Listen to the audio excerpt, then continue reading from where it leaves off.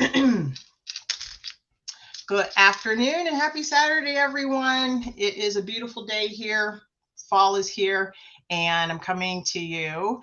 I have a very special guest all the way from beautiful Hawaii, and I can't wait for you to meet her. So welcome to another edition of Welcome to Life. I am Patricia Watson, and I am your host today. So stay tuned. I have something really special to share with you, and we will be right back.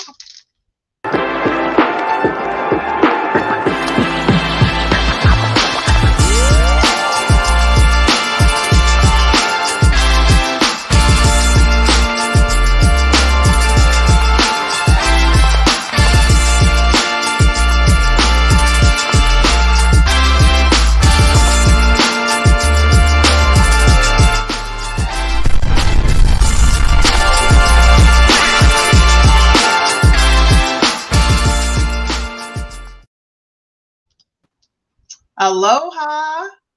Aloha. Hi, Lucie. Hello. Good morning from my end. Good morning, good afternoon from my end. Oh, I'm so glad that you invited me to be here and transform with you like a beautiful butterfly. You know, I love butterflies, and I have been transforming with you and your transitions of music and just your evolution and your beautiful spirit. And I just can't wait for you to share all about your life, how you got started. And I just want to just kind of build you up for what I have had the experience to know you, of just the power of the internet and these types of platforms to connect beautiful souls.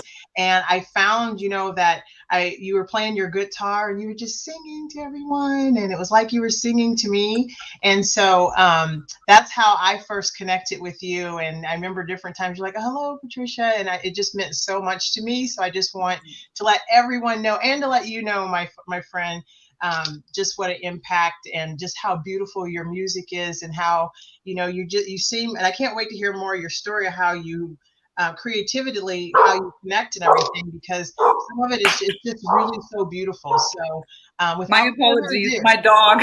Okay. One second. Wish cat. Hey, in you go. We gotta go with the flow here. You gotta go with the flow. He wants to be part of it, you know? It's all good. Oh, too good. Yeah. So yeah, you just have a free spirit. I love your spirit. I love everything about you. So without further ado, tell us all about Lucie and who you are, and just whatever you feel on your heart to share, Lucie. Oh, yeah, free spirit. I think it really, it really fits. I always called myself a butterfly spirit, actually. I always felt like that I came to Earth to really flutter from one flower to the other with these teeny tiny butterfly feet and land somewhere where I can do good, where I can flap my wings and create some ripples of love and then kind of fly on. And so very blessed with two amazing parents, hippies by heart, I would say, also amazing entrepreneurs, but really these two human beings who were just giving me the freedom to really express myself in a very early age. So it was always, I was never too loud and never really too much. It was just like, yeah, express yourself, go for it.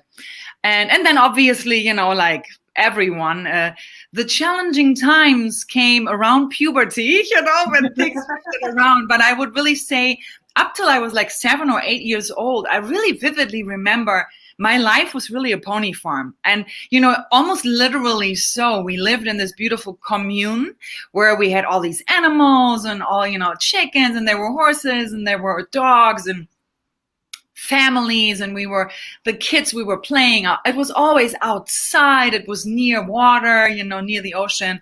And it was just so special. I mean, I literally, when I look back to those first 7 years of my life, it was just like literally heaven on earth, And then, and then things kind of started shifting around a little bit and we had to move.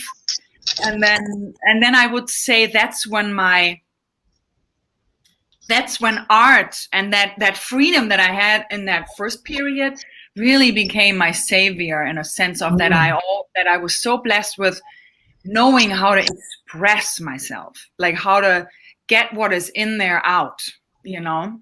Yeah. And that's really how it, I would say, you know, how it kind of very, very clearly and very early on, I always kind of went my own path, you know. When I remember one little story when I think it was first grade or second grade, when we had to, it was around Easter, and we had to, in the arts class, we had to create an Easter bunny. We had to cut it out of cardboard with his eggs. And then we had to place him on like a green field and everything. But I actually put the rabbit on a black background with bars and still green grass. And then the teacher called in my parents because she was very concerned that I had put it on black cardboard. And they called my parents into school, and my parents to this day, they crack up about it because they brought me with them because they wanted me to say what I thought about it. And my answer back then was, well, the rabbit is not stupid. It's obviously hiding the Easter eggs at night and not in the middle of the day. That was creative, Lucie. That was a good one.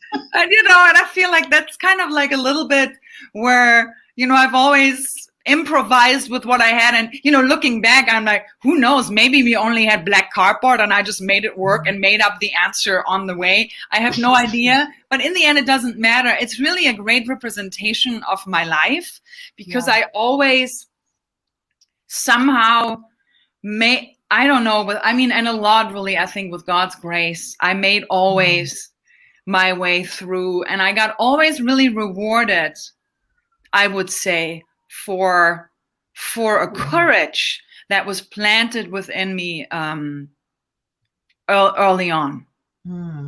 Yeah, that's very, very beautiful. So so you obviously have always been a creative person, always clearly, pardon me, have been a free spirit. When did music like capture your heart, or was that always a part of your spirit and your soul? When I was a child, I grew up, my dad is a very big music lover. So I grew up in a household with always music. We had this, and to this day, my dad still has it. It's like a big closet full of music. Like it's literally this huge, beautiful, like old school thing. And you open the doors and there's like all these old records and a record player. And then he even had those old, very, very old tapes, you know, where when he was a young man, he would like sneak into like concerts and record. And I mean, it was just so fun. And as a child, so I already was exposed to a lot of music. And my parents always tell me the story that when I wasn't feeling well, they would put headphones on me with Santana. And I would immediately feel better. And there's several photos and old albums where there's me in my pajamas, like with headphones on. Like, and my dad was like, here you go, Santana, you know, made you feel better again. And I feel like that's how I grew up. But the interesting thing was, speaking of free spirit, so I was not really sticking with things very well, meaning I was very much trying everything, you know, so it was not, I learned an instrument very early on. Like I tried, but I got bored always very quickly. Yeah. And so it was really more like a slow and steady process, but really only later in life when I really kind of started dedicating some more time to it. Yeah. Right. So, okay. So with that transition, then what made you, because I know your life has taken a lot of turns because of your free spirit. You are, what is my soul telling me? What is my heart telling me? And you're that, I call it like that adventurer. You have that adventurer spirit, right? And you're not afraid to try and to do and to honor your soul's calling. So at that point with that transition, how did you morph into being the traveler that you are, and how did you end up in Hawaii? I know that's your beautiful spot that you're in now, but tell us about that journey. Yeah, so I would say, the first really breakthrough with really my voice or with singing, when actually the voice kind of broke open, was around in my teenage age, when I was really feeling very down and very, very, very depressed about this world. I, was dealing with anorexia back in those days, and I didn't really see, that whole joyful thing from my childhood felt like a long lost memory, like, oh, what is this all about, And I had so many best friends were boys, and I was a little bit more of a tomboy. And so then out of the blue, I couldn't really be friends with my boys anymore and stuff. It was just a very challenging time. And that's when I actually really, there was one day where I started singing about it, just kind of like making it up on the spot, just like singing out my feelings. And a friend of mine, she was actually in front of my door in my house, and she listened, and then she came in after, teenagers, right? Saying, oh my God, that sounded really great, kind of thing. And so I was like, maybe, I don't know. And then how life goes, right? In the school, I was playing saxophone in a school band, and the band leader then said, oh, we need actually a singer, because the singer graduated from high school now. So can you jump in? And I was like, let me try, because I'm always trying things. Yeah. And I tried, and I think it was okay, but but I still did it. And I think by doing it, I very quickly just got better. And then there were performances, and I just jumped right into it. And then one thing came to the other. I started singing in like night pubs and Irish pubs and things like that. I picked up a little bit of the guitar probably around when I was 18 or 19. And then I would really say, so when I was about 22, that's really when the whole calling thing started. So I graduated from high school. I went into theater school, and that was something. My parents were very much behind me, like, finish this, you make your degree now, you're not stopping earlier, because while I was in theater school, I had already a lot of theater things going on, and it was very what is it? I was tempted. You were tempted. Yeah, I was very tempted to quit school and just jump right into it, and I listened, I got all the way through, which was a big accomplishment for me to really kind of like do it, have my certificate and everything. Yeah. And throughout that time, I wrote a one-woman show, and I wrote the show. Looking back, really, it was therapy for me. I created my alter ego character, which was a crazy kind of neurotic secretary, fell in love with her typewriter because she had stress with relationships, and figured out her way throughout that musical. And really, it was all about self-love. It was about the power of love. It was about the power of believing in ourselves, about going for our dreams. And I think I created that character so she would kind of pave the way for me on stage first. And what was interesting, Patricia, was that about 3 years into the show, because I ended up performing this show, I had part 1, part 2. I was already writing part 3. I was performing and touring with this show. The character became very beloved to very many people, especially to young women. It was very funny, very, comedy, and always making fun of my own mistakes and all of that. And the character then really became that kind of, show me the way kind of character. Right. And at some point, this character went traveling. The character actually, believe it or not, this character moved to Hawaii with her American partner that she met throughout the show. And this was when I had none of that yet happened, right? I never have even been to America at that point. Wow. I just made it all up. I just made it up. And the more I did that, then it was like, maybe I should go there and see. And then I had this one dream that really completely changed my life. And it sounds really a little cuckoo, but it is the truth. In my dream, I flew around the head of the Statue of Liberty, and it said to me, it's about time that you come home.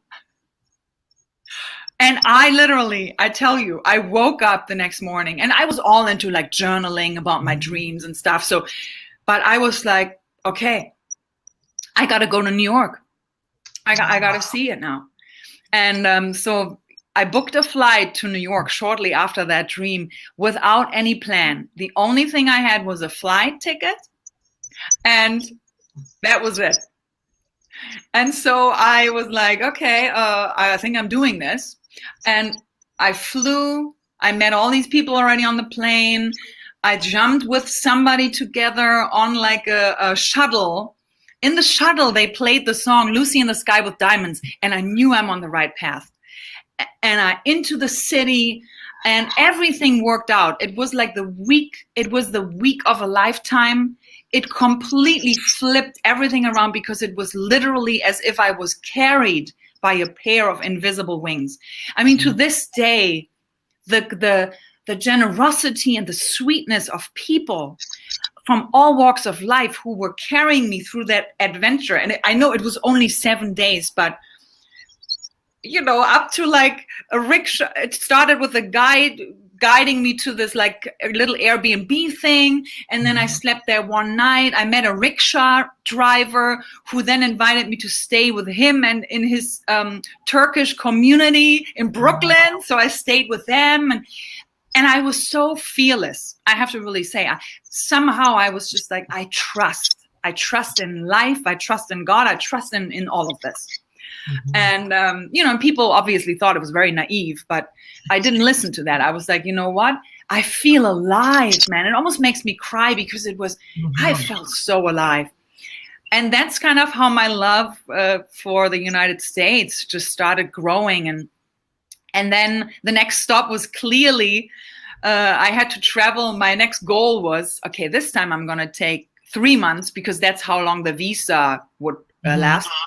This time I'm going to take a very little budget and I'm going to travel all by myself from New York to San Francisco. So that was my next. And I was not allowed to fly. I had to take the train, the bus, and hitchhike. So that was my my rules.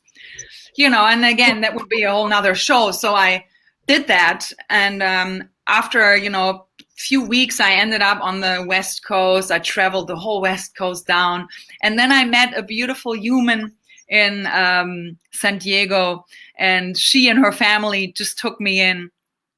And that's when the whole Hawaii thing, then I felt this like calling of I should really go to Hawaii.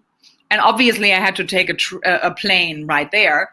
And then I flew to the Big Island, and this was 2007, I believe it must have been, when I flew the first time to the Big Island, 2007 or 2008. And I touched ground on the Big Island on Kona side. And I remember when I stepped off that plane and my feet touched that like lava field there, something happened. I don't know what happened, but something happened. And I was like, this is it. I arrived. And little side story to that, what was so incredibly funny about this whole thing was that in San Diego on the airport, I did it again. I had no idea where I would land in Hawaii. I didn't know anything about Hawaii, really. And on the plane, and I'm not making this up, on the plane, I'm sitting next to the guitar tuner of Santana, right? Who always goes on tour with Santana usually. And he was visiting the Big Island with his niece. And so I'm telling him, my story about all of what's going on. And I'm just here, leap of faith. I don't know where I'm going. I'm going to land in Hawaii and I don't know where I'm going. And he was like, oh my God, this is just amazing. You can stay with us. And Paul, if he would see this, like so much love to you, Paul, because they took me in. And the first night on Big Island, I ended up in this beautiful house by the ocean. And I thought, okay, I think I'm on the right path. And it's just about that trusting. So, this is kind of like a long answer to your question. No, it's not a long answer, because what is a long answer? Our journey. I mean, our journey is always continuous, always. But I think it's very important, and thank you so much for sharing so much of that sacredness and tension. Because I see my mind was just rolling as you were talking about your parents as a child putting Santana on. immediately calm, that connection, right? As you Mhm. grow, then you had the dream. There, you're in New York. And then just, I think I was talking to a friend about this recently. Signs are there all along if we pay attention to it and not get away from the sacredness of those intentions. So I always Yeah. ask myself two questions. Do you trust yourself? Do you know yourself? Yeah.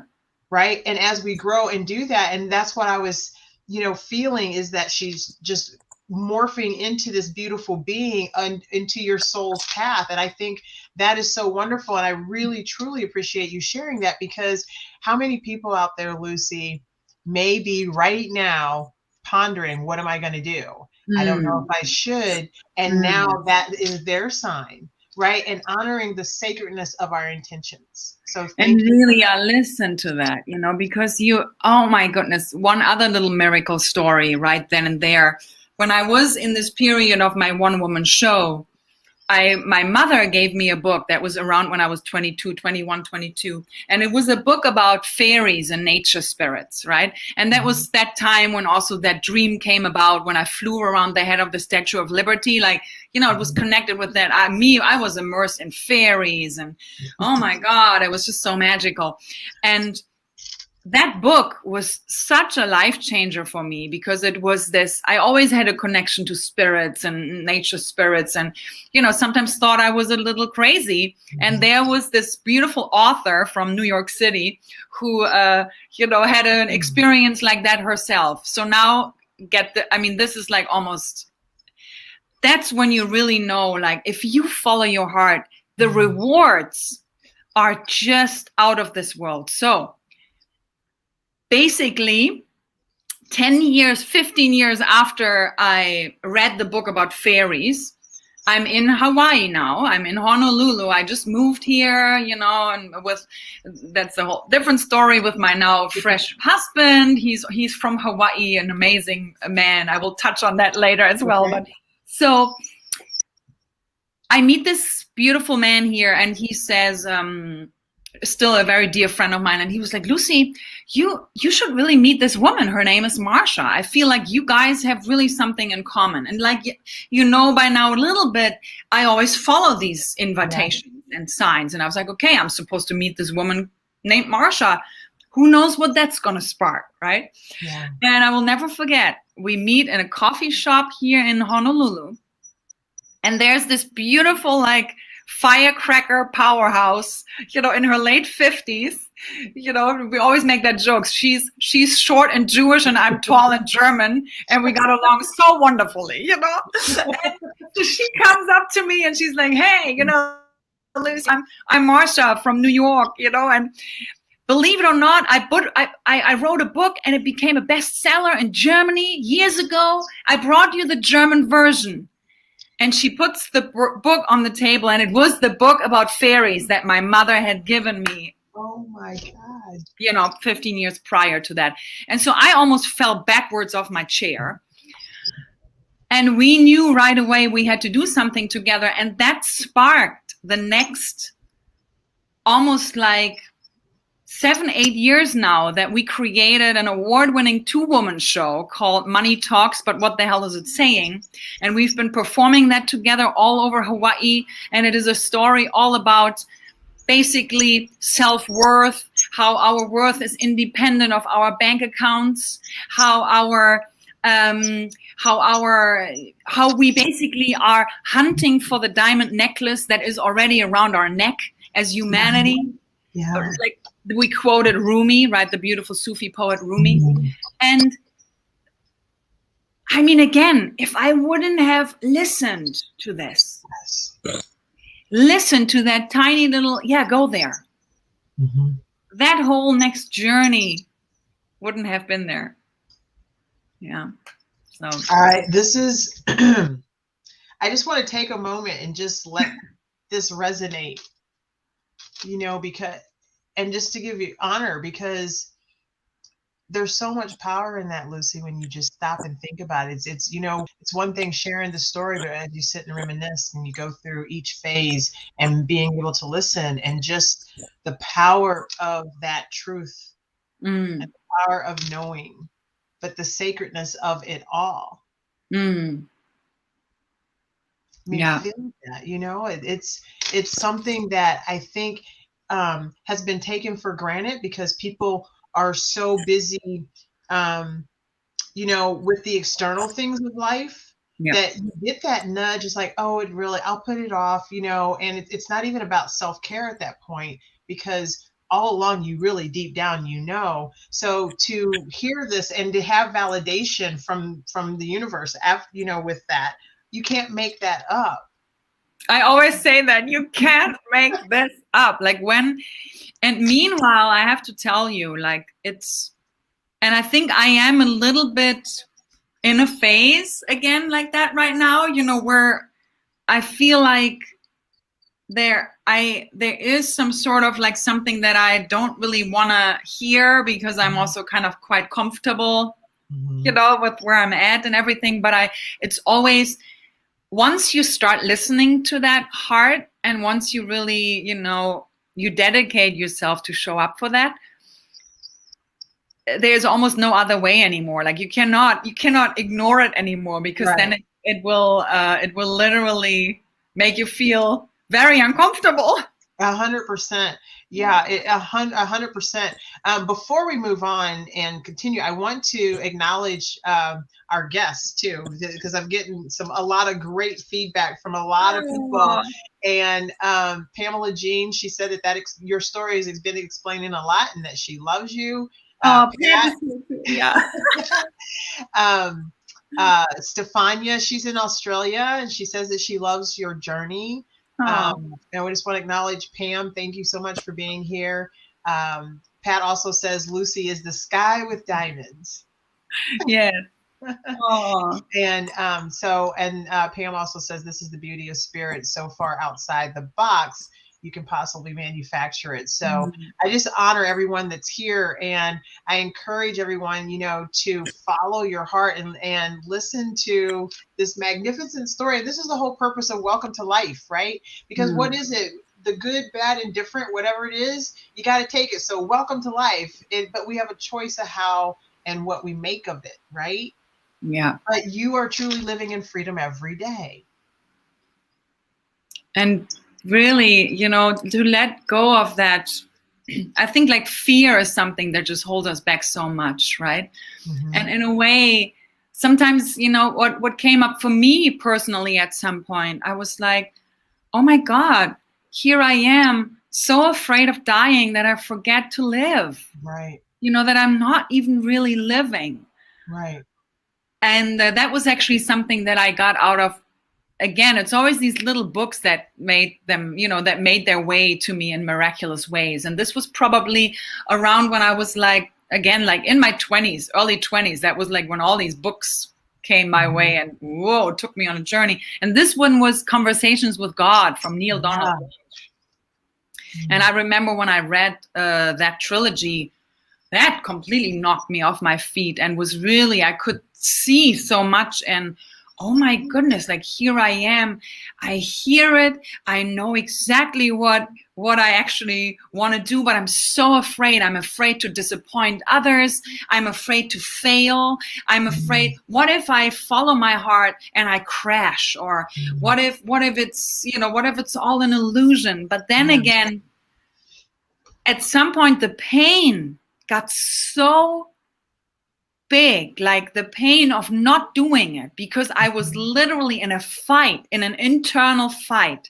There was that butterfly, you know, flapping its wings, me like, let's go, let's fly away, you know. And then there was like this other part that was, no, I want to just sit here, and I want, you know, dreaming is so much safer than doing, and I'm just gonna sit here. But as you can see, my hands, like it was almost like in prison bars. You know, I held myself in that prison, and when I let go and I went for it, I mean, the gifts, it's almost like it's so helpful for me also now to really talk about it. The rewards and the gifts that come to us when we break through that fear, when we break through those barriers, you cannot even imagine what happens. That's real power. I feel all of that. I mean, it's just, It's really powerful. This story is just, I'm so grateful. The timing is perfect because I feel like people now are really going through self-reflection of what is it that I'm really destined to do?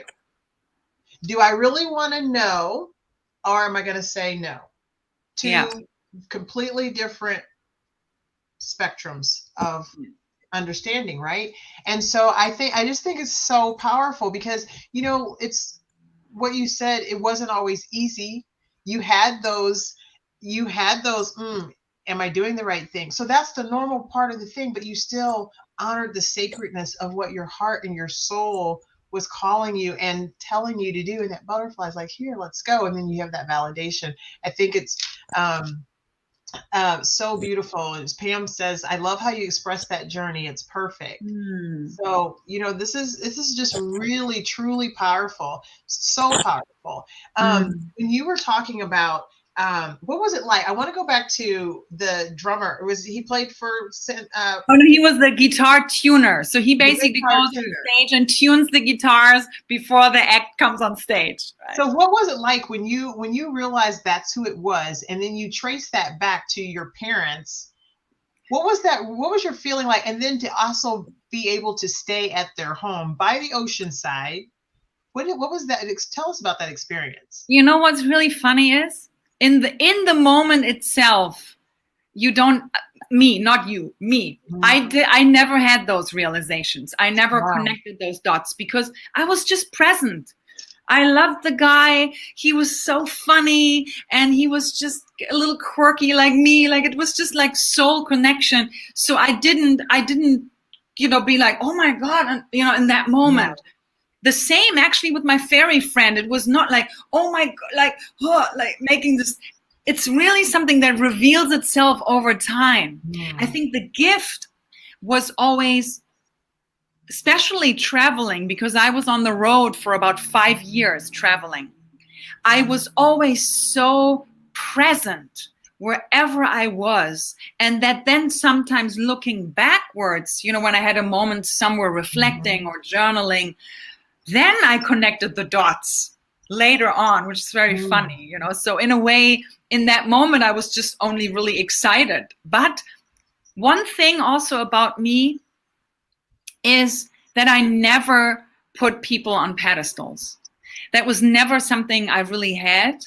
So even like with celebrities or people who are, I don't know, because for me, to this day, man, and it almost makes me cry because I always just see people, and it was always that way. And with everything, like I just see the person and the people, and even in people where I think, in my judgment, maybe they're not doing the right thing or and still, even if I might have a feeling of like, oh, I hate this person, what are they doing? Whatever. I feel like there's always this lens that I was so gifted with that I still see, but they have a journey and they might have had pain and they might have but they were also children and maybe they were not loved and pushed away. Well, they were spoiled and loved too much and, whatever. Yeah. But I feel like I always just see people. Yeah. And that was my blessing also. I think that's why I had the privilege to meet many people and to also meet celebrities and just hang out with them in a coffee shop because I was not like starstruck or falling on my knees or screaming, because it was just like, how are you feeling? How are you? Right. What are your struggles? 100%. And thank you for sharing your heart. This is what I love. I just want people to come as you are and feel what you feel, because that's what the world needs to see. So I honor you, my friend. I adore you. Oh. I just love everything about you. You just have always been just a light, and I'm just very excited. I have chills right now, just being here and us being together. as a Yeah, I'm collective. grateful. It's really for me as well. When you reached out to me, and I was like, it feels so timely, and it feels like a sign, because I think I need that reminder right now. I need that reminder myself that it's safe to listen, and it's safe to follow the calling. Yeah, absolutely. So, so you've migrated. Do you write your own music, and then are you doing live concerts on the island? Are you doing virtual? Like, what is the phase that, if you choose to share, what is the phase that you're in right now as you've now morphed into this just beautiful being?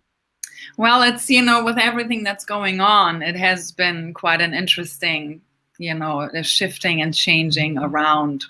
I've been, for the last 2 years, mainly doing things online.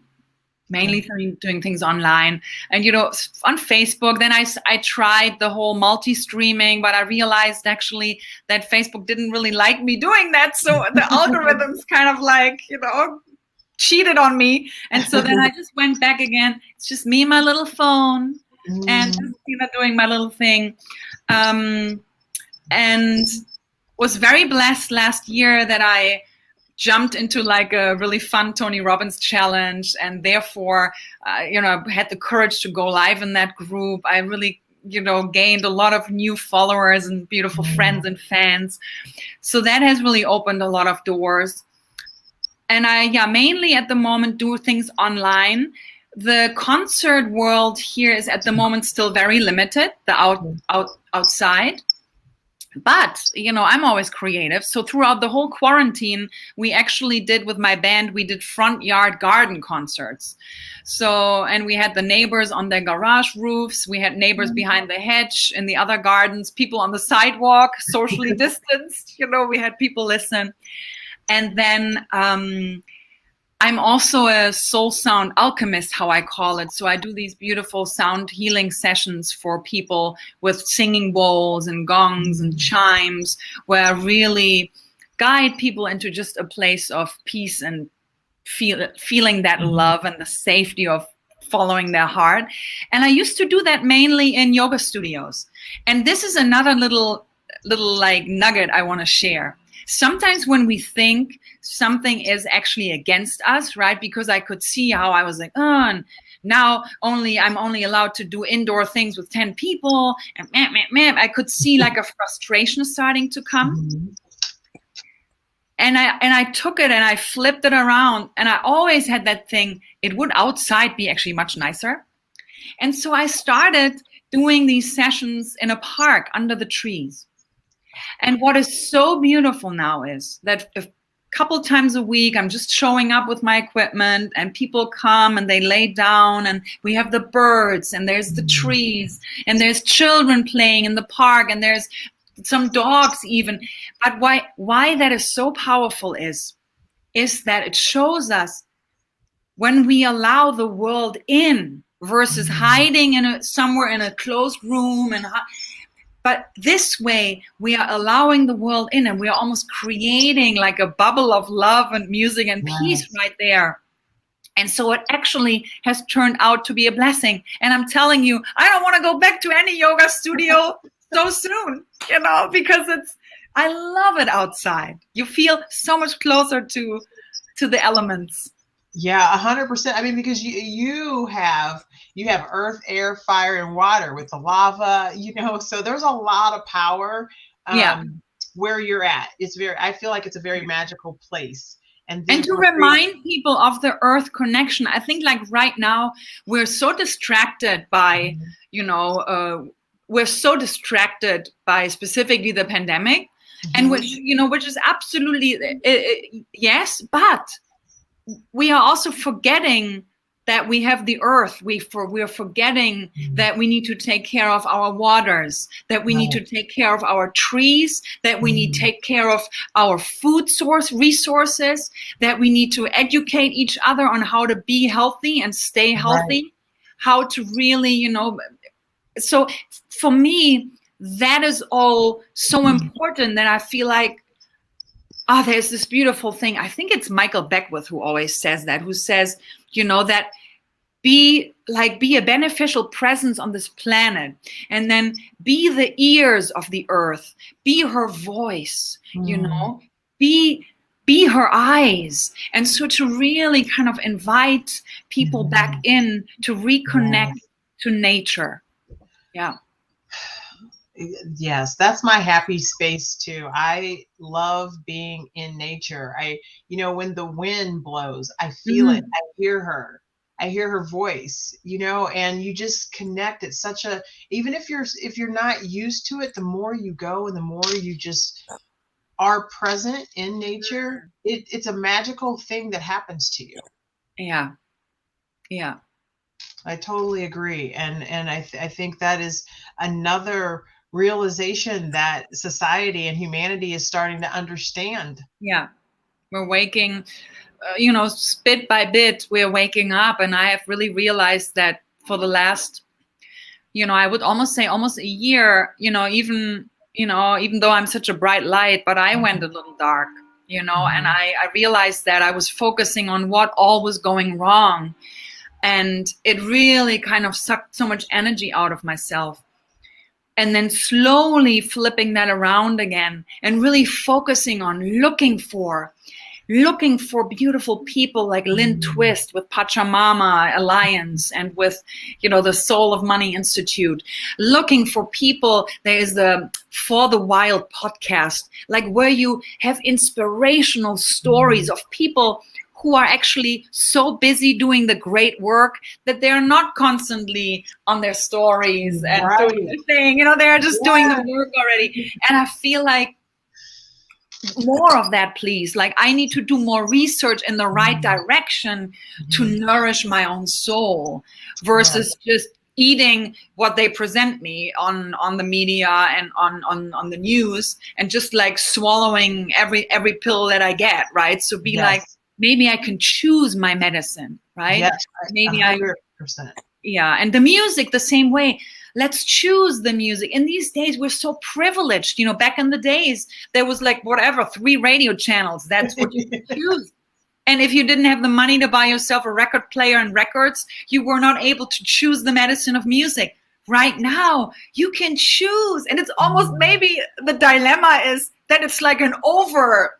You're like, oh my God, it's like being at Walgreens and you think like, let me just buy a vitamin C.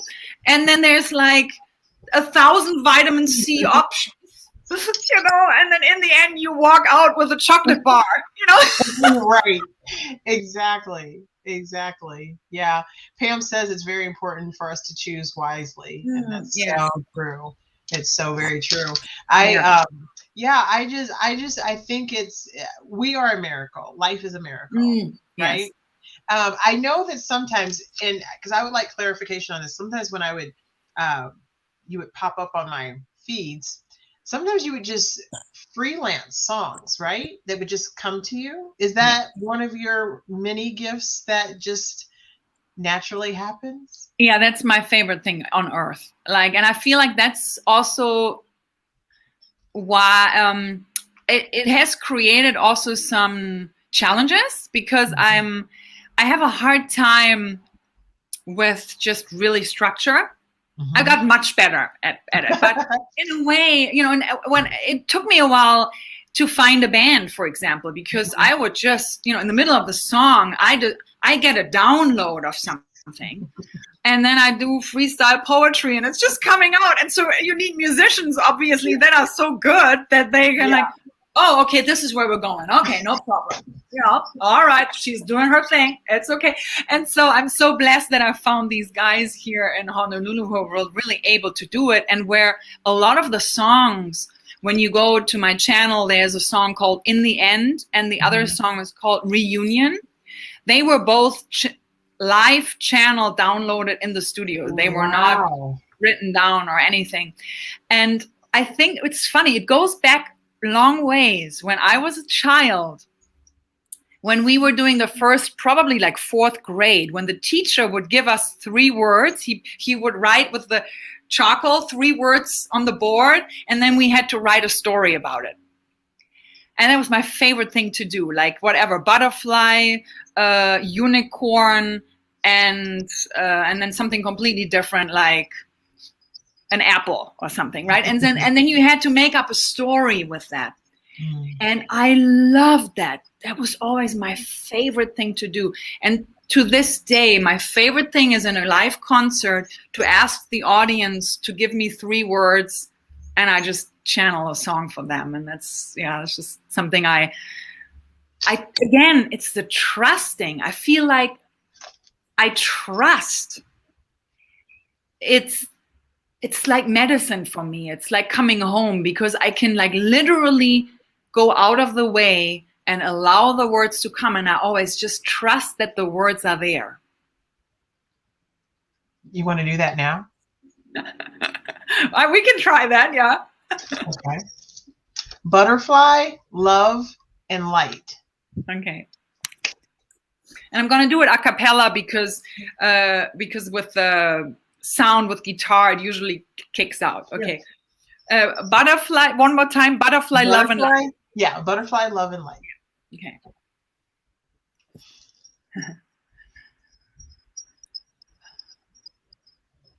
Sweet, sweet butterfly, spirit of mine, listen.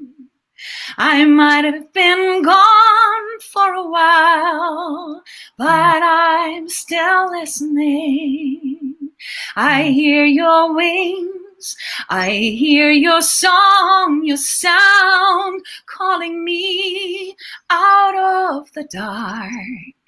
Let me be one of those imaginal cells of love, creating the new wings for a new time, creating a new light on earth, when we will fly, where we will soar, where we will remember there has always been, will always be an open door.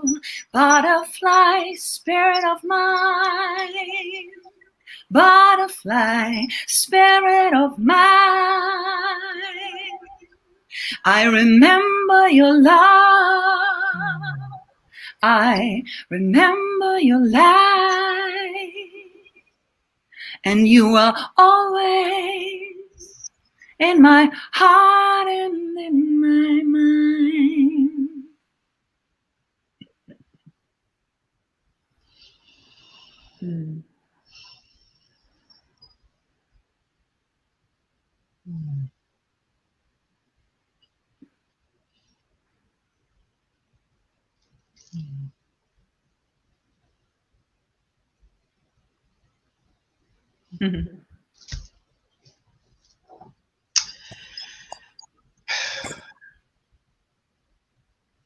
That was beautiful.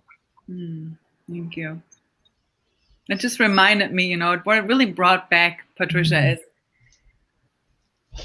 it's that vision that I really believe in, It's that I really, and I'm holding that vision so dearly that one fine day, and we're already on the way, but the waking up of, it's almost like this vision of, there's a battlefield, and in the middle of a war, people are waking up and looking at each other with their weapons and are like, what are we doing? Putting them down.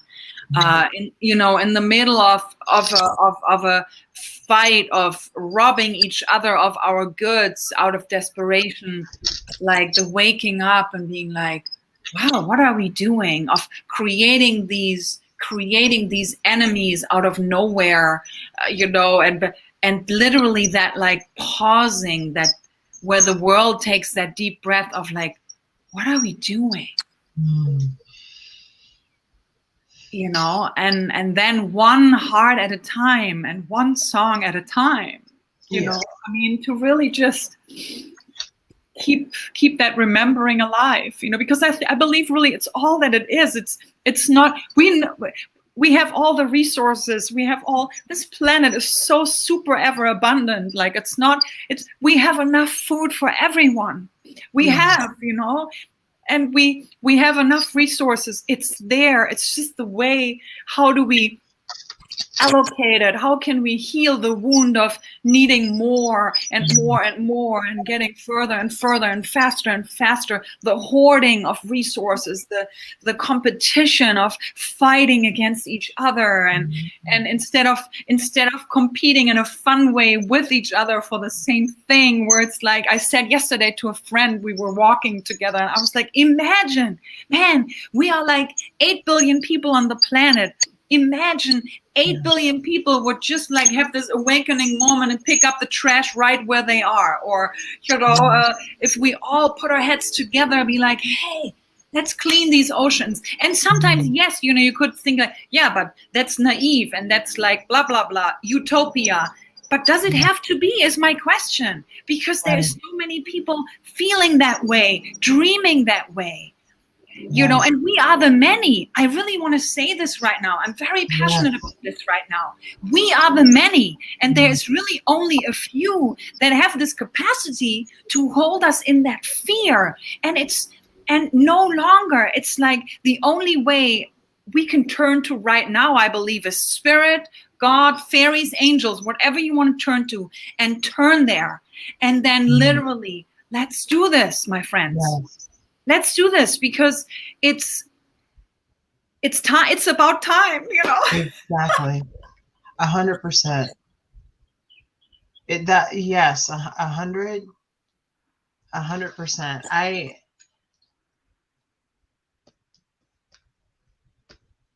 My heart is full. And it is us coming together as a collective. Exactly. Doing our part. You don't have to come on a live stream. You don't have to do what we do, but saying hello to someone, smiling to someone can make all the difference in the world. Yeah. Do your part, right? And as a collective, it's sending that vibration out there, right? Yeah. And then the more you do it, the more you want to do it. And then the more that you're drawn to this. And so I really thank you for following your heart, and even in this broadcast here, because this message needs to go out. What you said is so timely, and people are afraid to say things. They're afraid because of popular opinion. Maybe they won't be popular, but do you want to be popular? Or do you want to follow your heart and know what's true here, right? And that song, thank you. Yeah, it's good. It's so funny because many times when I did these free inspirations, the recording devices, back in the days would not really work. And so it was, again, another trust factor for me to trust that, well, there's enough. There's enough for the next song and enough for the next song. And that's so beautiful now that for me that I can be so generous with these. Yes. I can be so generous because I know I'm not running out. It's like a never-ending well of inspiration and words and visions that it's not running dry. It's not running dry, Yes. And so then you can, and that's really the thing. I have that with music, words, and poetry and things, but I think we can take that as an analogy and to really tune into that of what if this whole thing of, this whole notion of, it has become so popular that people are, I'm always giving and I'm never receiving, right? I'm always over giving. But sometimes I feel like even there, because if we give with expecting something back, if we give from a place of lack already, needing something in return, of course we run dry. But if we can just imagine that what we give comes from that never-ending well of source, if that comes from that overflow, then it doesn't matter. Then you can just be generous, and you can give your messages away, and you can give your love away. I recently started, all my events that I do are love donation, because I decided I can hardly play that game anymore, where it's like, these like super expensive prices out of the roof, where I exclude so many in these days. Yes. And I trust it.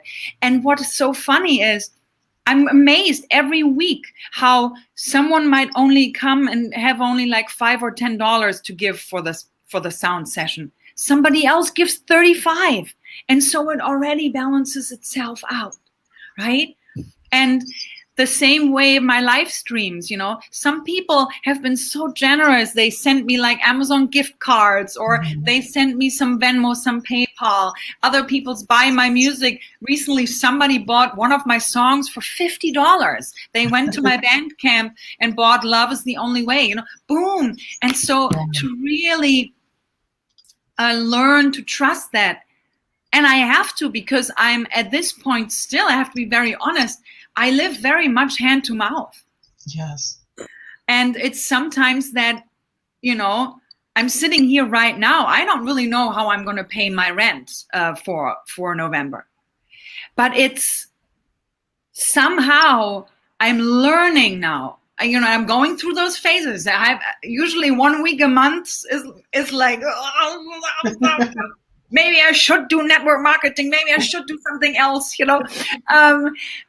And then I always come back to just trust. And the ways it has shown up. Like I've been going this week. I've been going through a very rough patch emotionally. And, at different reasons. But what happened is, what was so funny, I was just so like in my little thing. And I started painting, and I shared it in a different, but I started painting. I collected nut shells, and I started painting these. Oh my God. Things. And I'm telling you, so all the different colors, so colorful. And what I decided now is I'm going to make these like special Christmas ornaments for people to get for themselves, and that they really remind themselves of, their playfulness. And they are multi-purpose. They can wear it as an earring. They can wear it as a necklace. They can put it on their tree. They can hang it in their car. And Beautiful. It was the thing which came out of like a complete moment of despair, where I didn't know what can I do right now, Right. And that inner child that was like, just paint. And I had all those acrylic colors still flying around, and I never used them, and this was the first one. I love it. They shimmer so nicely in the light, And I was like, look how wonderful. And then people can, support me that way, and they can, they can purchase a couple of those. So there's always ways to. We got to get out of the box, though, because I could have also said, well, I'm really a musician. I'm not selling Christmas ornaments. Exactly. You know what I mean? Or, that's not what I do. So and sometimes I hear myself saying that, but I'm always blessed that then something happens where, like, a neighbor, I was painting them outside, and my neighbor goes, oh my God, I want one of those. How? And I was like, oh. You're right. That's actually a fun thing. And then I was like, what if every one of those comes with a free download of one of my songs? Right. You gotta, like, I feel like in these days, let's get creative, I think creativity will save the world. Yes. And you know what I love about that, Lucie, is I love the number 8. But I love the infinity sign. I love it because it never stops. Yes. You can stop on it, but it's continuous flow. It's so magnificent. However, when you held those up, what I love about it as well, as everyone, and we've been listening to your incredible story of trust, the intention that goes behind that artwork that's in it is even more powerful when you receive it, because they're receiving the love, they're receiving that intention of, you can do this too. And look, right? I may have felt despair, but out of that despair came this beautiful creation from my heart. And now I am another extension of my love to you. Yeah, exactly. Right? Yeah. How powerful is that? Yeah. Yeah. How we can create things to empower others, you know? Yes. And the vibrancy of the colors, I think we forget because we stay so muted, you know, all the time, because we're in this stagnation of, I call it allegiance to stagnation. We just kind of go with the, you know, but then all of a sudden you see a pop of color and we think that's the most extraordinary thing in the world. When, if you were really just paying attention, even if you go to the grocery store and you go to the florist section, there's abundance of colors there, but we just want to kind of, oh, we look at those branches or whatever. But accessing our hearts, you know, we all have that inner.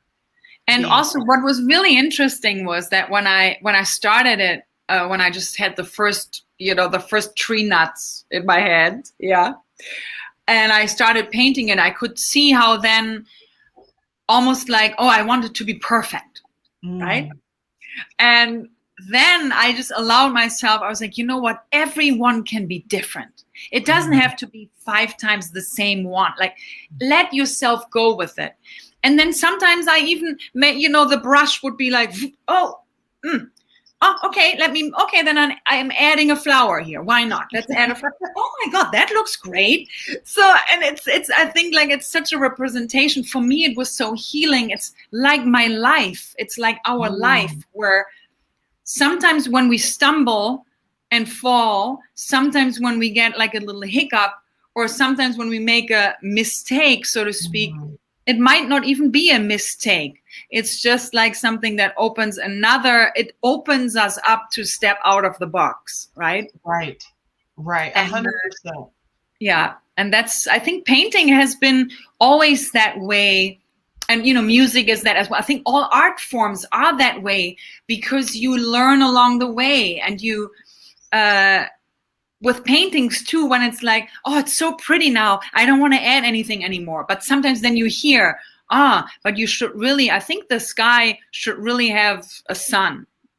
And then no, but if I do this now, I could make a mistake. And then I don't want to paint the sun. But then you hear it loud and clear, paint the sun. And then you add the sun on, and later on you're like, oh my God, I'm so glad I did it, and I got over my fear, and I thought the painting was already perfect, but look at it now. And I feel like that's sometimes what we do in our lives when it's like, well, it's already so perfect, and and you hear the little nudge of, hey, travel to New Zealand or whatever it is, right? And you're like, that would like create a hole in my bank account. It would, I would have to look at my fear of flying and whatever it is, right? Yes. So but then you end up doing it, and you're like, oh my God, I almost talked myself out of this. Right. Yeah. I think it's really amazing. It's amazing. Let me ask you a question. So your 4-legged friend, how did he come into your journey?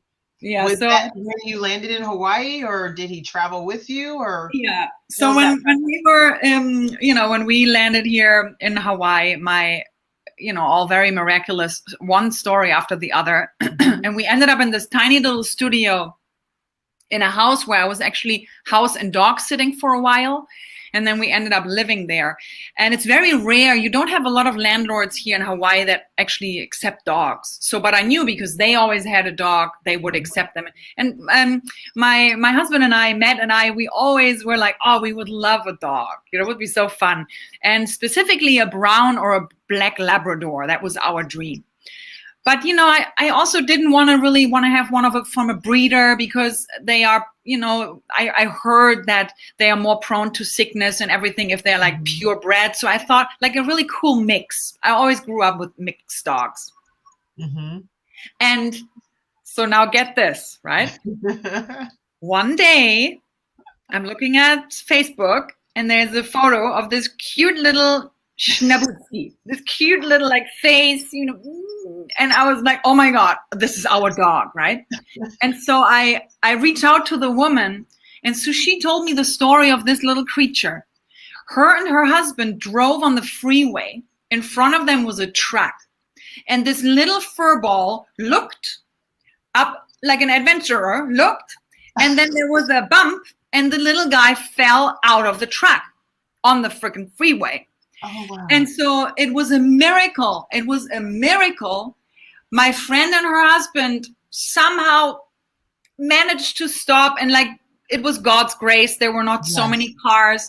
Her husband, she said, jumped out of the car, grabbed the little puppy, and they kept going. And the truck driver kind of like slowed down, looked back, and then just took off. But it went all so quickly that nobody could really do anything. So they went home with the little puppy, and the landlord, their landlord, said, well, I give you 24 hours. This little guy has to be gone because I don't allow dogs. And so my friend posted him on Facebook, and that's when I found him. I saw him right then and there. And the next day we met in a parking lot at the grocery store. Wow. And I took him, and we looked at this little guy, and my husband says, oh my God, we call him Bouncer because he bounced out of the back of a pickup truck. Oh, and he has been such a joy. I mean, he is so happy, and he loves adventure. And the funny thing is, I thought he would be traumatized from cars. It is the opposite. Back in the days I had my VW van, Frida. He loved riding in my van, sticking his head out of the window, the wind of adventure. And I thought, if I have at some point some extra time, I should write a little story about a little adventurous dog who was like, I really wish I had like really cool parents. And I think the way I can find them is I just have to take a leap of faith here. And even if it's in the middle of the freeway, I have to just jump and see what happens, you know. Yeah, but you know, the thing about it is the parallel of that and where he landed, he bounced right into your hearts. And Pam just says he bounced into your lives. Pam just posted that.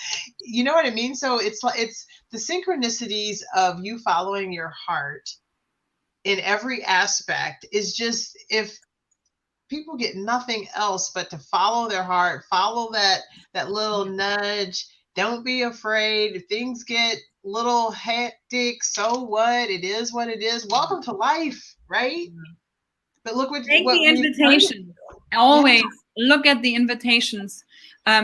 One teeny short story with that. One day I came home and there was a tortoise, like a big tortoise, walking up my street, right? And I arrived with my car, and I'm like, oh my God, what am I gonna do now, right? So this was before we had our dog. So I take the tortoise. And I never had a tortoise. So, you know, I Googled what do tortoises eat, what's happening. I put it in our backyard, and I built a little thing. And I hung up some signs, found a tortoise, but nobody really reached out. And, you know, and then there was me driving around collecting hibiscus flowers, feeding the tortoise, and, you know, the salad scraps and things like that. And the tortoise was pretty happy, and it was kind of fun for me to have a tortoise. Yeah. But then our neighbor's dog attacked the tortoise in the backyard, and it was bleeding. I didn't even know that they could bleed on their shell, right? And so I found it on its back in the backyard, and oh my God, it was horrible. And again, in those days, I was nannying. I was making money like busking here and there. I was making money like just kind of like improvising as usual. So I knew that if you have an animal here in the United States and you have to go to a vet, it's going to be a little bit of an issue. Right. But there was me. And I was like, okay, I just got to go. So I took the tortoise. I went to the vet.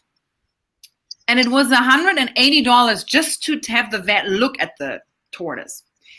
Or $148. It was $148. Still a lot of money for me. But I was like, okay, I leave it here. And I said to them, I have to figure out the finances, but I have to just leave the tortoise with you. And so then later on, they gave me a phone call and said, well, you know, we checked the tortoise out, and it needs actually 7 sessions of antibiotics, which is each about $120. And it needs, you know, bop. And it was basically, it ended up being like 1,000 something dollars. And I was just in despair, you know, because I was like, I can't do it.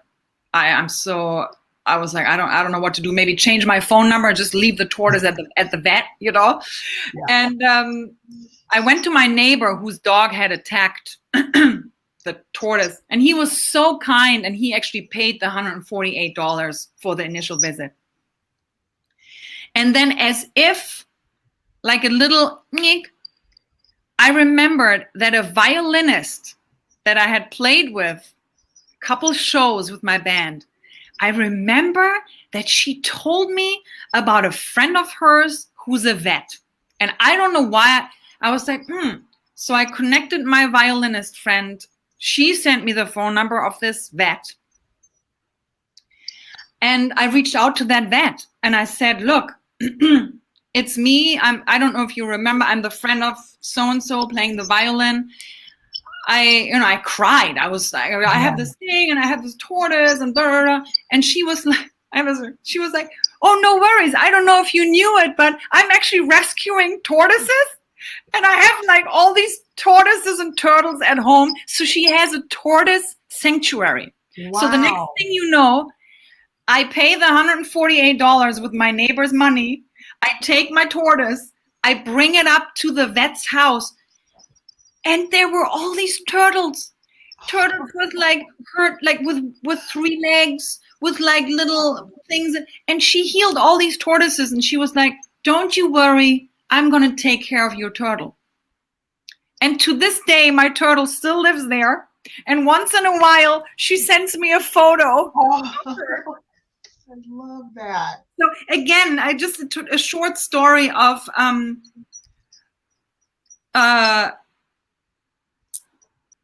just a short story of miracles. Yes.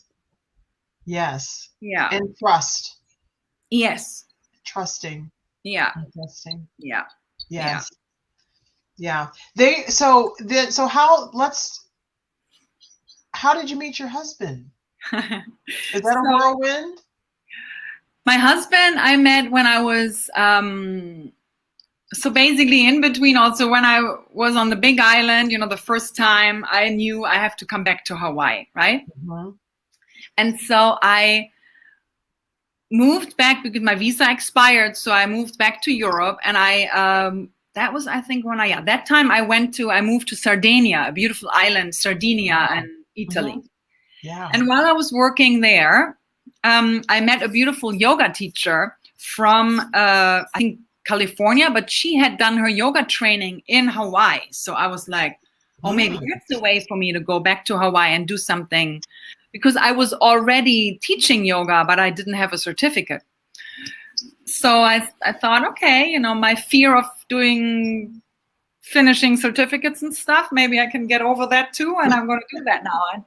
And then I found a yoga teacher on Kauai who actually had a course coming up for that winter. Mm-hmm. And so I decided I'm going to go there for 6 months and do the yoga training. The yoga training was 3 months. And then I decided to have 3 more months to, you know, cruise around. And I kind of, you know, to be honest, I kind of secretly had that hope that I would meet somebody. It was just a dream of mine, because also my character in the one-woman show, she met that guy. And I'm like, where is this guy? You know? And I was doing my yoga certificate, and then I had the calling to go back to the Big Island to swim with the dolphins for a few days. And back in the days, oh my God, the flight tickets were like $30. Yeah. So it's easy. So I flew to the Big Island, but on the way back, I had an overnighter in Honolulu on Oahu. And the way I always traveled and kept my budget very, very, very small was with couchsurfing, couchsurfing.org. That was like up and coming back in the days. It was a free website where people from all over the world would offer their couch to strangers, to travelers, for free. And then you would come and be there, sleep there, and then you cook a meal, or you just exchange story, you know? Uh-huh. And so I needed then one night in Honolulu, coming back from the Big Island to Kauai. And I Googled couchsurfing.org. Oh, there's this. I saw half of a guy and a little chihuahua. And so I was like, oh, he must be a nice guy if he has like a cute little dog like that. And so I reached out and said, hey, tomorrow coming to Honolulu, can I crash for one night?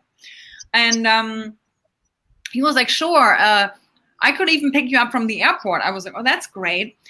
And, you have to now imagine. So there's me in a little flower dress, completely sunburned. He always makes that joke. I looked like a peach, like I was pink.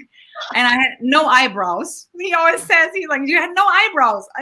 You were so pink.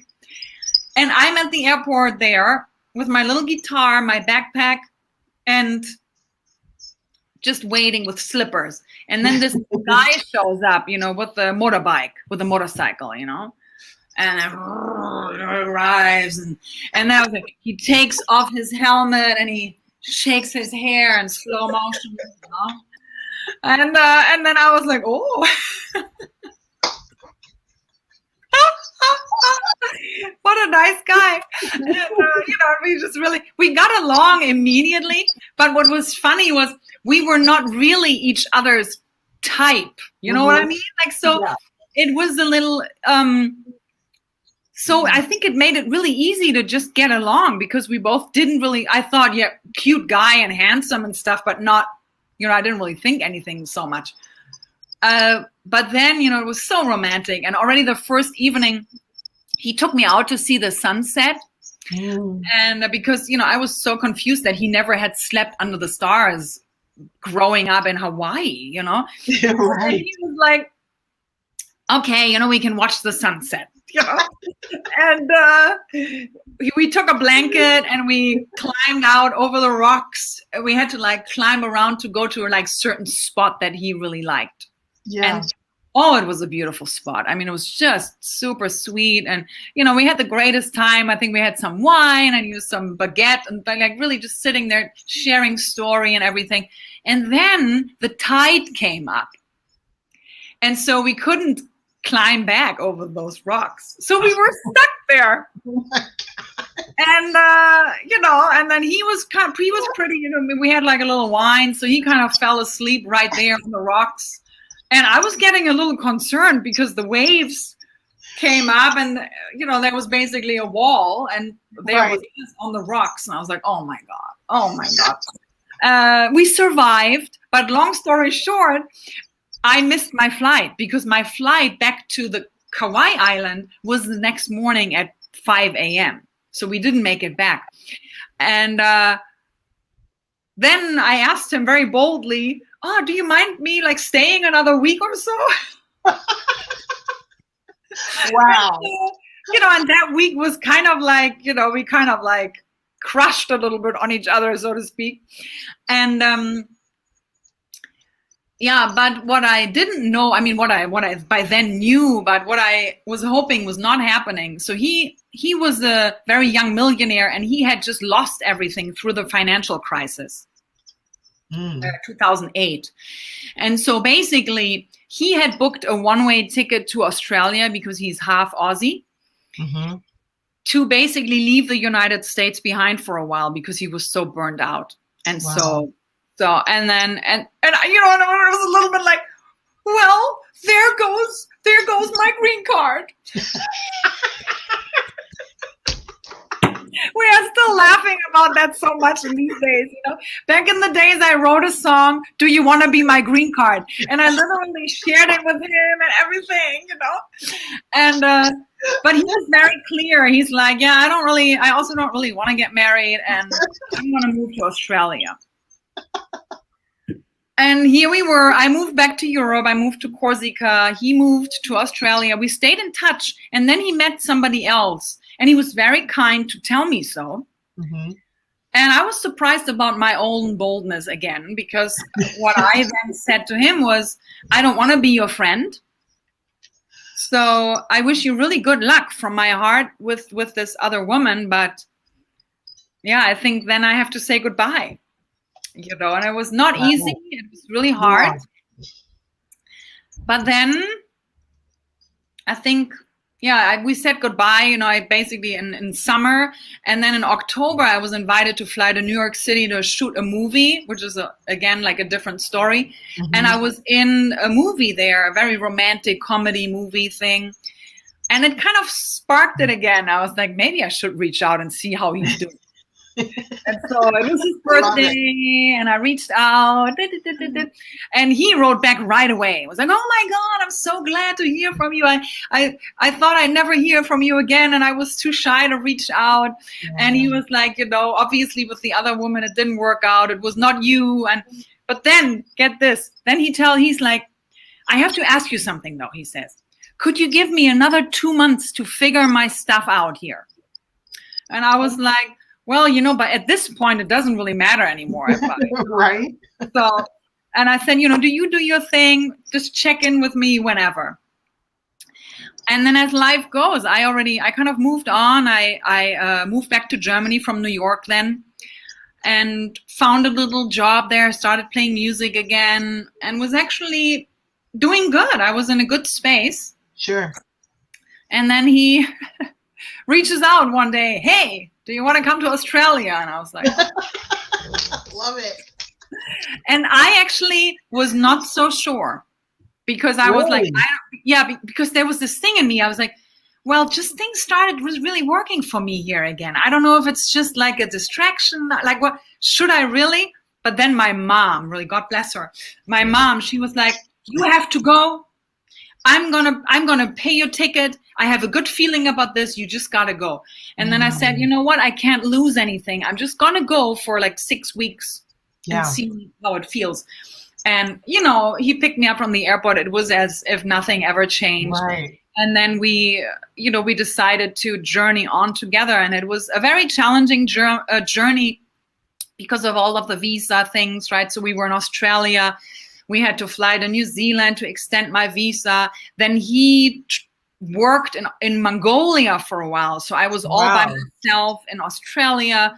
And at some point, I got a little homesick, took him with me to Germany. And then we really liked it in Germany. And we were like, let's do it. Let's live here for a while. Let's get married in Germany. And I'm telling you, better watch out for the signs. I didn't want to see the signs. It was just not meant to be for us to marry in Germany. But I was like, I was so dedicated. I didn't see the signs. Documents disappeared. Our translator of the documents passed away throughout the process. I mean, things happened where the universe, God was like, you are not supposed to get married here. Don't you get it? And I was like, no. And then finally we had to obey, and we moved back to Hawaii where it all began. Yeah. And then it all worked out, you know? Yeah.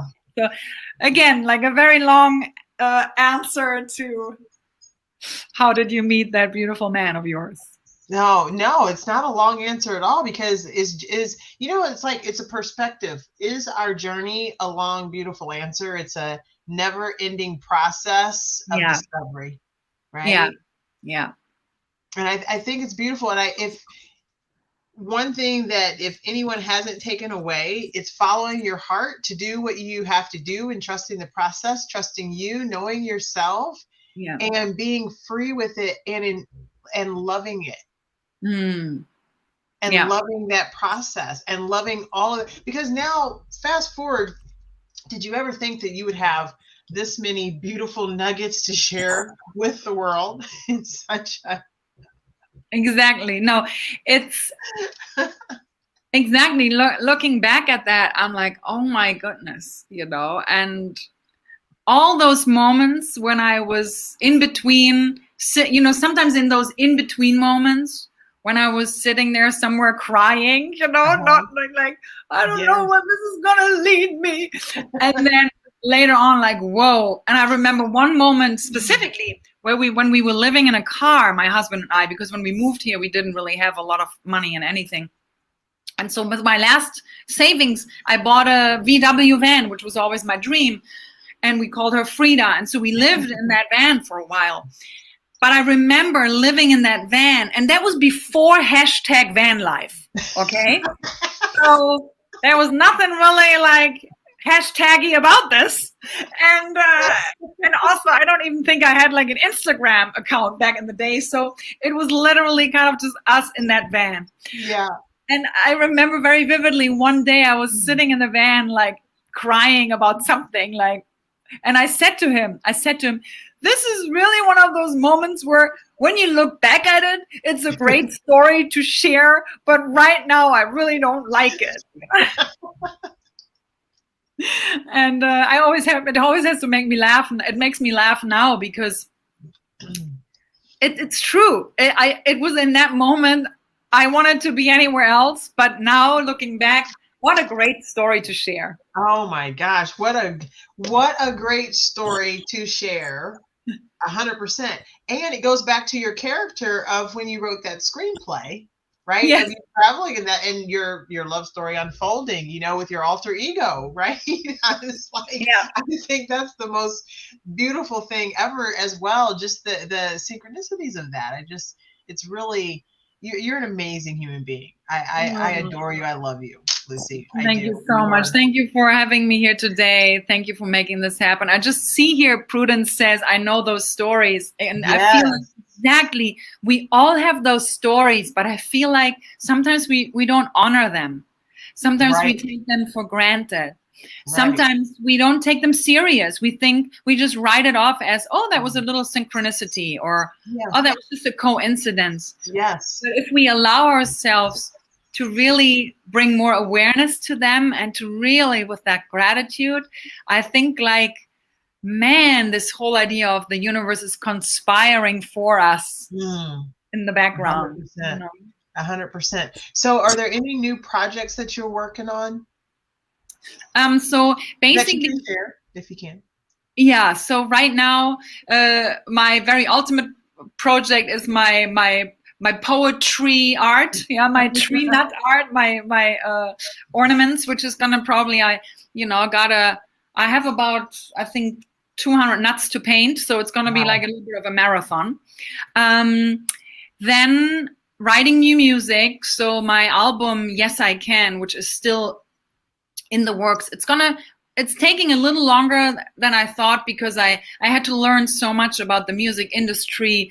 I had to invest some funds into the whole learning of that, and realize it really takes a village. Like I cannot do it by myself. So that's why I'm always so grateful when the community kicks in and comes in to support. But the idea is really to record the full Yes I Can album, which already Yes I Can is out. Love is the Only Way, She Believes. And it's going to be all songs really that are talking about what we talked about today, and all really, hopefully, an album that inspires people to believe in themselves and to go for their dream and to stand up for what they believe in. Then I'm writing also with my fairy friend, that we wrote the 2-woman show. Same thing, because of everything going on in the world, the theater world is pretty much dead at the moment. So we created this whole opportunity for people to watch our show online, which is great. So people are now able to rent the show. And then also we are writing a screenplay now, which I'm really excited about. And the screenplay is all about bringing magic back into our lives. It's basically the main character who lost touch with the magic of life, and then a fairy shows up and amazing things happen, right? So that is kind of like another project that we are working on. Yeah, and I would say right now, that's kind of like really the main 2 things that I'm working on, is keep the album going. 3 things: Tree Nuts album and the screenplay. And one more thing I totally forgot now. I'm also, since 2 years, I've been studying now something called the Gene Keys with Richard Rudd, which is based on the Chinese I Ching. It's the 64 hexagrams within our DNA, how it reflects. And it's, oh my God, it has been the most beautiful journey. And with that, I started creating music and musical songs for each one of those gene keys. And my friend and I decided to do something very special starting Monday, we actually have a beautiful project now that's called Gifts of Gaia. And it's all about creating, reconnecting with the earth. And what we do is every week we meet live on Zoom with, I think right now we are about 25 people. And we meet every week on Zoom, and we're connecting with the gene key that is activated in that moment by the earth.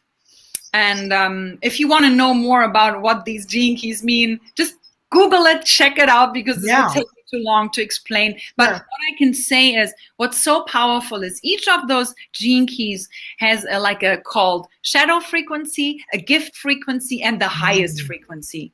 And the idea is to really guide us to concentrate and focus more on the gift frequency, meaning that we're no longer always looking at the shadow and what is not working and what is in the way, that we're really starting to shift the focus on what can we do? Like, how can we plant more trees? How can I get involved of connecting to the earth and to clean the waters? How can I make a difference? So basically, that is another project that has been in the works and is starting on Monday.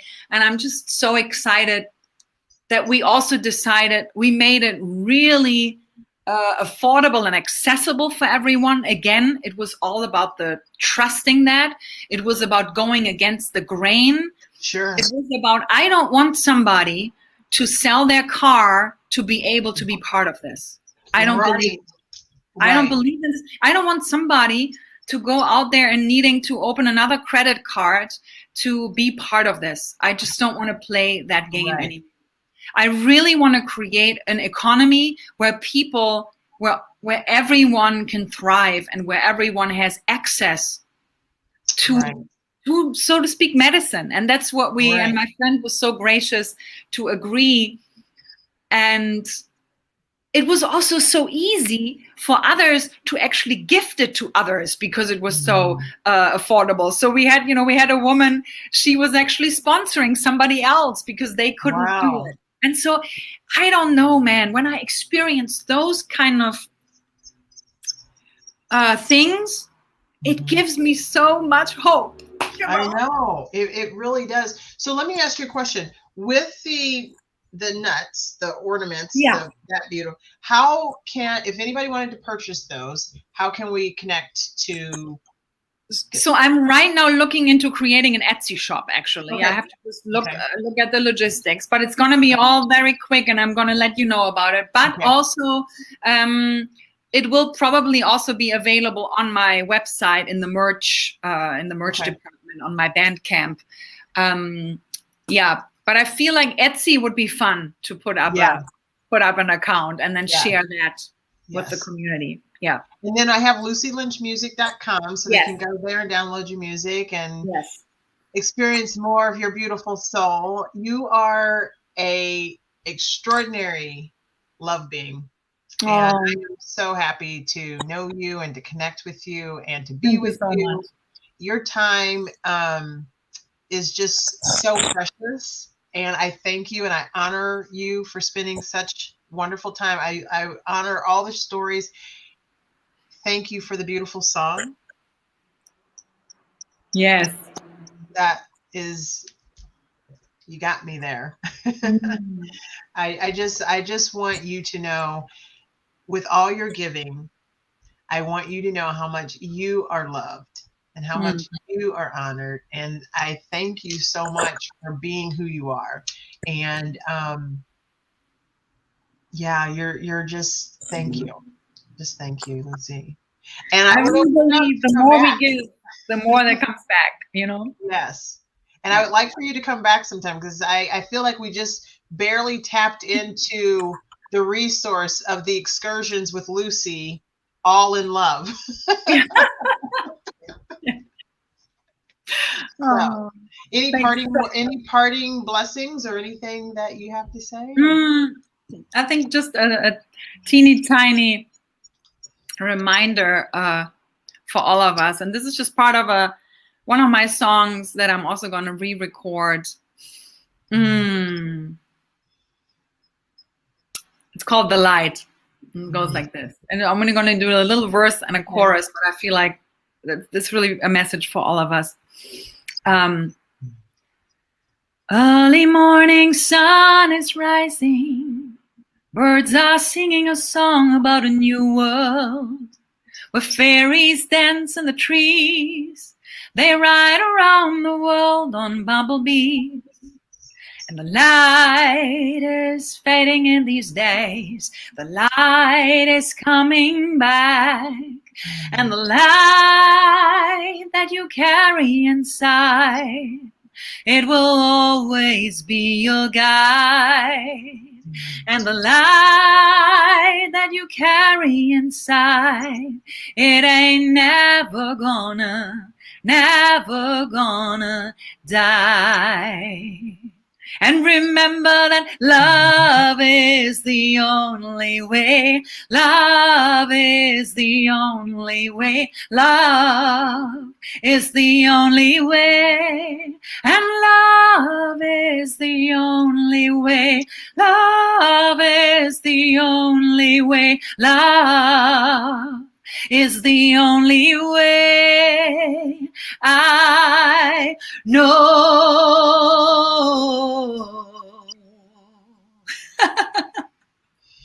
I receive all of that, my beautiful sister. You are amazing. Oh, you are love, you are light, and thank you. I want to encourage you, though, to be, if you're open, to come back anytime. Absolutely. I'm going to be there. I would love for you to come back and just share more. Yeah, wonderful. Wonderful.